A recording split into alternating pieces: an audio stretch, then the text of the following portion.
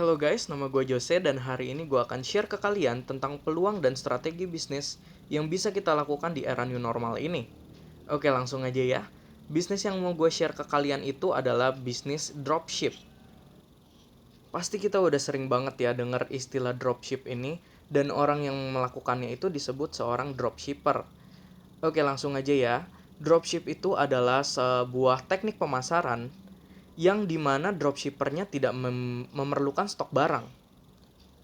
Dan kalau dropshipper mendapatkan order, dia akan meneruskan order itu kepada distributor atau produsen yang bersangkutan.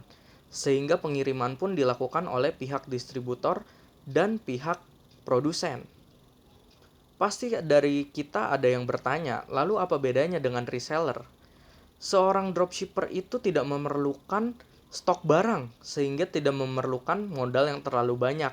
Sedangkan reseller memerlukan stok barang terlebih dahulu. Dalam kata lain, kita harus membeli barangnya tersebut terlebih dahulu dalam jumlah banyak, baru kita dapat menjualnya. Jadi poin ini merupakan poin yang penting kenapa dropshipper itu cocok di era new normal ini. Setelah kita membahas semua pengertiannya, sekarang kita akan cari tahu gimana sih cara memulainya itu. Cara yang pertama adalah kita harus tahu dulu barang apa yang mau kita jual.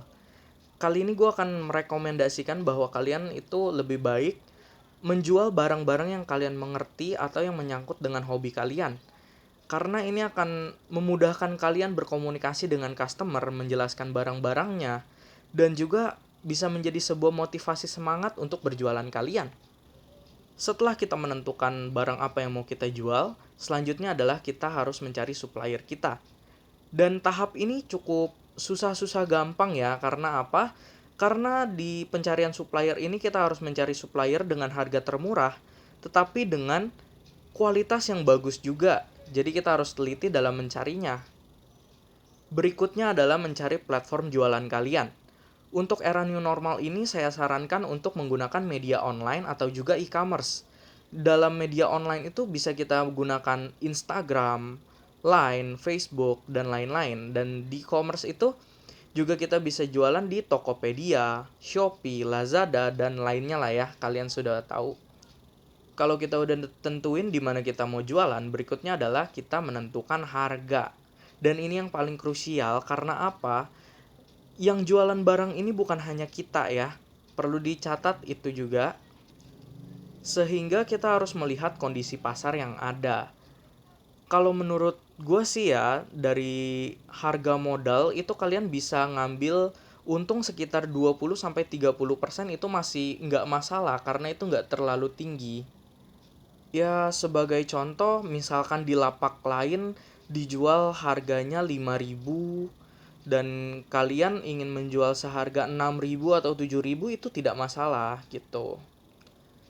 Setelah kita nentuin harga, abis itu kita harus promosiin ke orang-orang sekitar kita.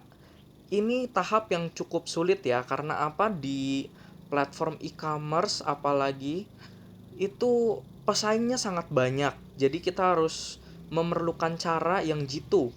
Kalau di e-commerce itu gampang, ada layanan pay per click atau fasilitas iklan yang ditawarkan dari e-commerce itu sendiri. Jadi kita bisa gunakan layanan tersebut. Tapi dengan catatan layanan ini berbayar ya. Walaupun nggak sebanyak jadi reseller karena itu memerlukan modal yang lebih banyak daripada dropshipper yang hanya modal di promosinya saja. Kalau mau lebih hemat lagi, kita bisa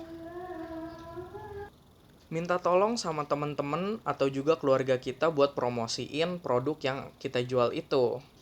Nah, sebelum selesai, ada dua hal yang ingin gue tegasin. Yang pertama itu adalah semua hal bisa jadi bisnis tergantung dari cara berpikir kita. Yang gue jelasin ini tentang dropshipper adalah salah satu cara yang bisa kita gunakan untuk menghadapi era new normal ini. Karena dropship ini bisa menyediakan banyak sekali pilihan ya, mulai dari makanan atau bahkan sampai otomotif sekalipun. Maka menurut gua, dropship itu adalah pilihan paling aman untuk peluang bisnis dan juga bagi yang ingin memulai bisnis baru. Dan yang kedua dan yang terakhir adalah komitmen. Komitmen dari seorang pengusaha, komitmen dari seorang pebisnis itu sangat menentukan kesuksesan dalam berjualan. So, akhir kata gue Jose pamit undur diri, tetap semangat.